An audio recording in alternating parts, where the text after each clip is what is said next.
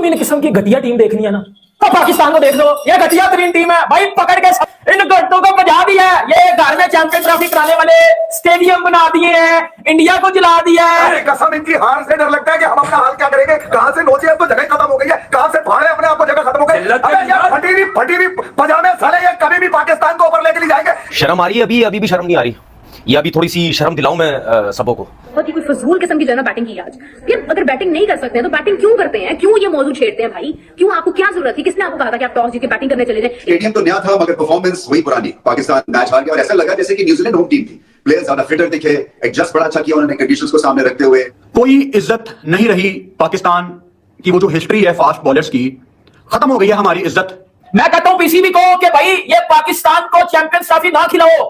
हमारे घर में हो रही है चैंपियंस ट्रॉफी, मैं मानता हूं, लेकिन ये पाकिस्तान टीम को किसी तरीके से एग्जिट करवा दो इधर से, और ये बेस्टिंग करवाएंगे 23 फरवरी को। इस हार में आपका कप्तान, आपका कोच, पूरा कोचिंग स्टाफ, जितने भी आपके प्लेयर्स, चाहे बॉलिंग चाहे बैट्समैन जो भी हो, सब इन्वॉल्व है इसके अंदर। इनके पैसे काटो, बहुत से लगते हैं। ये जिल्लत के बीरार है, जिल्लत की दुकान है। तुमने हाथ जोड़े थे इनके लिए, 24 करोड़ तुम्हारे आगे हाथ जोड़े मोहसिन नकवी। बाहर करो ऐसी की तहसीन को, लाओ उन वहां के बच्चे जो डोमेस्टिक में घुसे हुए पिछले 3-4 सालों से जिल्लत और रुसवाई का सबब बने हुए। इतनी बेइज्जती वाली बात है ना कि आप सिर्फ 250 रन भी नहीं पूरे आप कर पाए। बैटिंग में पाकिस्तान के पास कुछ जवाब ही नहीं था। स्पिन के अगेंस्ट जो है ऐसा लगा जैसे कि मोमेंटम ब्रेक हो गया सारी बैटिंग लाइन। भाई मैं अपना टीवी तोड़ रहा हूं, सीधी सी बात है, मैं अपना टीवी ना तोड़ रहा हूं। इस पे चैंपियन ट्रॉफी के मैच देखने थे ना, तो मैं ये बेशक अभी इसमें धूल मिट्टी लगी हुई है ना, ये चलता है, लेकिन मैं इसको तोड़ रहा हूं। मैंने नहीं मैच देखना आज के बाद इस घंटी। अगर 3.25 रन की टीम थी न्यूजीलैंड की, हारिस तेरे पास, शाहीन तेरे पास, टेबिया तेरे पास, अबरार तेरे पास, सलमान तेरे पास,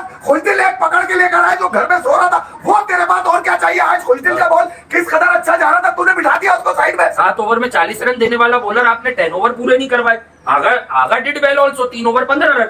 अब जो आप बात सुन ले भाई 10 ओवर में 68 रन, 10 ओवर में 63 रन। मैं नहीं कर रहा हूं, 10 ओवर में हारिस रऊफ अगेंस्ट 83 रन।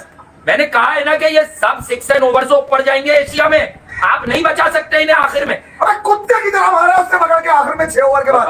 और ग्रेट गिलेन फिलिप्स की फिनिश। नसीम को समझाइए छोटे मन का फायदा कि यूं करके क्या आता है बॉलर के मुंह पे। क्या कर रही हूँ, ये यूं घेर के मारो मुझे, ये क्या रहा था? मतलब कोई नाच गाना चल एक बाउंसर उनकी लेटन को लग गई गलती से हारिस की। अबे ऐसे मुंह को आए उसको जैसे चांद तक। भाई 39 बॉल्स पर 61 बनाए गिलेन फिलिप्स ने। आखिरी के 40 रन ये 11 बॉलों में करता है। अगर इसको 1-2 ओवर और मिल जाते या अगेन 100 कर देता और आप पर 340 लगता। न्यूजीलैंड ने आपको माफी दी है, चेस करो ये 30 बॉलों में T20 बनाकर ठोक रहे तेरे सारे टेपिए, तेरे शाहीन है, तेरे नसीम है, तेरे अबरार है, तेरे कौन है सलमान है, और तेरे वो खुशदिल है। अबरार पे तो उन्होंने दया खा लिया, कह रहे हैं इसको नहीं मारेंगे हम। नहीं, मुझे ये समझाए कोई, ये रिजवान खुशदिल से, ये अबरार से, ये शाहीन से, ये क्या बात करता है, हमें भी तो पता चले। हमें अभी तक समझ नहीं आ रहा टॉकिंग अबाउट यार, मतलब कौन सी गुफ्तगू करते हैं आप। और एक बात है, Mohammad Rizwan is such a wonderful captain, brilliant attributes. बात सुन लो, 3 विकेटें गिरी हुई है। मैं न्यूजीलैंड को 4.5 के एवरेज पर बकरी देख रहा हूँ। मैं वहां से गेम को इतना टूल दे दूंगा यार, मैं इतना गेम ड्रिफ्ट होने कैसे दूंगा इस कैप्टन यार। ये तो बड़ा मशहूर था, ऑस्ट्रेलिया में ओवर अटैकिंग आ रहा था। तू बैठ जा, तू आखिर में पिछली होगी। ये तो ओवर अटैकिंग था, ये तो ओवर अटैकिंग था भाई ऑस्ट्रेलिया में। ये तो स्लिप्स ले रहा था, ये तो शॉर्ट पॉइंट ले रहा था, लेग गली ले रहा था। तो why not in Karachi? Haris Rauf तेज है ना, ऐसे तेज का अचार डालना है कि आपने लाकर लेंथ बॉलें करनी। बॉब्जी से पूछना चाहता हूं कि बॉब्जी, कोई शर्म है क्या? कोई तुम्हारे अंदर हया है क्या? कोई बिल्कुल एहसास नहीं है भाई कि मैं जो है वो अपनी नेशनल टीम के लिए खेल रहा हूं। 25 करोड़ अवाम जो है वेट कर रही है कि यार मैं बैट उठाऊं और अपनी टीम को मैच जितवाऊं, और मैं जाके मैदान में बवासीर फैला रहा हूं। आपने आज बाबर आजम की बैटिंग देखी है, यकीन माने जितनी मेरे मुंह के अंदर थूक इकट्ठी हो सकती है ना, मुझे आज की बाबर आजम की इनिंग्स के ऊपर वो सारी थूक थूकने का दिल कर रहा है जो इसने इनिंग्स खेली है।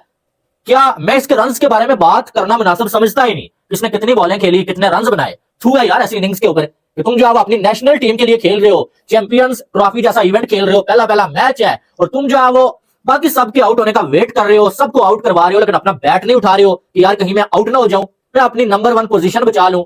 इतने सालों से सेंचुरी नहीं आ रही है तो मैं सेंचुरी बना लूं। और लानत है ऐसी बैटिंग के ऊपर, लानत है यार ऐसी सेंचुरी के ऊपर। मैं नहीं, पूरा पाकिस्तान इस टाइम ऐसी बैटिंग पे लानत भेज रहा है। पाकिस्तान के साबिक खिलाड़ी बाबर आजम की इस इनिंग्स पे लानत भेज रहे हैं, और उसकी वजह यह है कि इस बंदे ने सेल्फिशपन की इंतहा कर दिया। यार ये क्या खेल रहा था, मुझे ये समझ नहीं आ रही है। 320 रन चेस कर रहा है ये थर्ड क्लास बैटर और 68 के स्ट्राइक रेट से बैटिंग कर रहा है और 50 के स्ट्राइक रेट से बैटिंग। इनकी कोई इंतहा होती है यार सेल्फिशनेस की। तुम जो है वो देखें कि फखर जमान इंजर्ड बंदा है, वो जख्मी है बेचारा, धांधियां कर करके वो शॉट्स मार रहा है, इससे शर्म नहीं आ रही है, ये बैट ही नहीं उठा रहा है, उसे कह रहा है तू मार और मैं वेट कर रहा हूं। और वो बेचारा जबरदस्ती के शॉट्स खेलते हुए जो है वो आउट होके चला गया। आगा सलमान वो आया बेचारा अकेला, उसने अपने शोल्डर पे जिम्मेदारी ली कि यार मैं जो है वो चलो ये कम से कम ये घटिया बंदा शॉट नहीं खेल रहा है, मैं कम से कम ट्राई करूं। वो मारता रहा, इससे पहले वो 50 के करीब पहुंच गया, लेकिन ये बंदा बैट नहीं उठा रहा है और वो भी जबरदस्ती जिन बॉलों पे शॉट्स नहीं लगते थे उन पे भी जो रिक्वायर्ड रन रेट को देखते हुए मारने के चक्कर में आउट हो गया। लेकिन बॉब्जी को शर्म नहीं आई है, यार मैं भी बैट उठा लूं, मैं भी इस कंट्री के लिए खेल रहा हूं, कोई हया नहीं है यार कि क्या मैच, यानी कि मेरी आंखें कट क्यों नहीं गई है भाई इसकी ये बवासीर किस्म की बैटिंग देख के।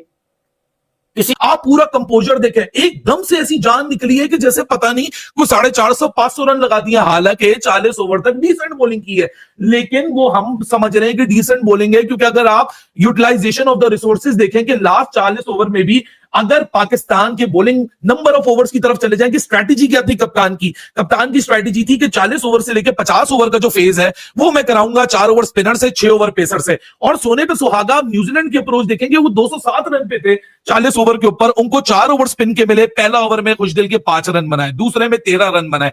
अब उन्होंने मोमेंटम खड़ा करना शुरू किया, 43rd ओवर में 9 रन आए, 44th ओवर में 16 रन आए और बस वहां से फिर पलट के न्यूजीलैंड ने नहीं देखा क्योंकि उनको शुरू के 4 ओवर में 33 रन मिल चुके थे और बाकी मिल मिला के 320 यानी 113 रन जोड़े हैं न्यूजीलैंड ने आखिरी 10 ओवरों में पाकिस्तान के खिलाफ। उस दिन 123 रन जोड़े थे। अरे भाई एक ही गलती कितनी दफा बार बार करेंगे, एक ही पत्थर से कितनी दफा दोबारा चोट खाएंगे। ये वही गलतियां हैं जो हमने पिछले गेम में दोहराई थी, उससे पिछले गेम में दोहराई थी। पाकिस्तान का बॉलिंग अटैक इसी तरह एकदम से फ्लैट हो जाता है। भाई तुम्हारे जो पेसर्स हैं वो विकेट टेकर्स हैं, उनको विकेटें नहीं मिलती, उनको समझ नहीं आता कि क्या करना है। 3 मैन बॉलिंग अटैक में से 3 पेसर हम लेके उतरे हैं, एक हारिस रऊफ और एक शाहीन शाह अफरीदी। ये तभी चलते हैं जब इनको विकेटें मिलती हैं। विकेटें अगर ये लेते रहते हैं तो इनका अग्रेशन इंटैक्ट रहता है, विकेटें नहीं लेते तो ये एकदम से अजीब हो जाता है। आपने उनको एक फॉर्मूला दिया हुआ है, रन्स को कंटेन करो 20-21 ओवर तक अगर मिडिल ओवर में विकेट नहीं निकलेगी तो भाई मिडिल ओवर में ही टीमें गेम बनाती है, मिडिल ओवर में ही टीमें गेम बिगाड़ती हैं।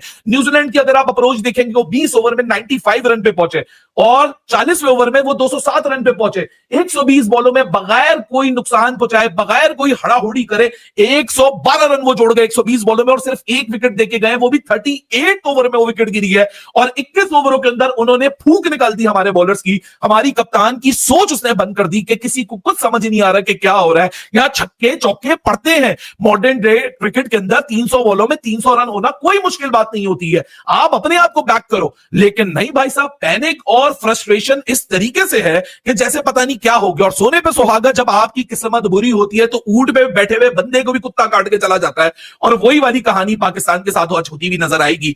फखर जमान मैच रेफरी के ऊपर डिपेंड करता है कि मैच रेफरी अब क्या रिलैक्सेशन देते हैं, लेकिन क्रिकेट का असूल यही है कि जितने ओवर आपने बाहर स्पेंड किए होते हैं उतने ओवर आपको वापस उतना ही टाइम दोबारा स्पेंड करना होता है इन द फील्ड, तब आपकी बैटिंग आती है। If I go bye the rule book के मुताबिक फखर जमान चौथे या 5वें नंबर पे पाकिस्तान के लिए आज बैटिंग करने आ सकते हैं। हम वैसी एक ओपनर को यहां रो रहे थे कि बाबर को ओपनर बना दिया, ये चलेंगे नहीं चलेंगे, वो जो बाबर फैन क्लब है वो वैसी उन्होंने एक सफा मातम पहले से बिछाया हुआ है, पहले से एक्सक्यूजेस तैयार है।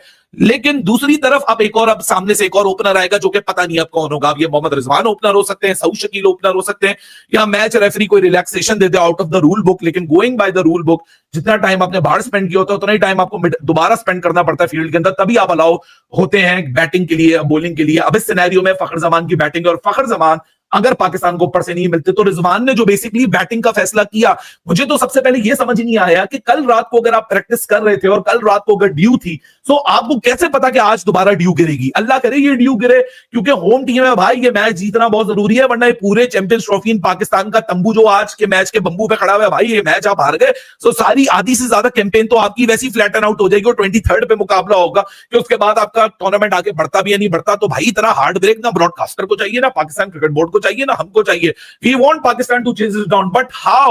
क्योंकि अब फखर जमान नहीं है, Babar Azam is struggling for runs, he is getting the starts but he is unable to convert it. आज किसी बल्लेबाज को टॉप 3 में से अटकना पड़ेगा और अपने बल्लेबाजों को अपने इर्द गिर्द खिलाना पड़ेगा। सीखे टॉम लेथम से आप 1 नंबर 2 नंबर 3 नंबर पे सेंचुरियां देख लेते हैं व्हाइट बॉल फॉर्मेट पे। एक बंदा चौथे 5वें नंबर पे आके सेंचुरी मार के जा रहा है और आप उसकी सेंचुरी मारने की मॉडस ऑपरेंडी देखें। One point of time he was playing with a strike rate of between 60 to 70।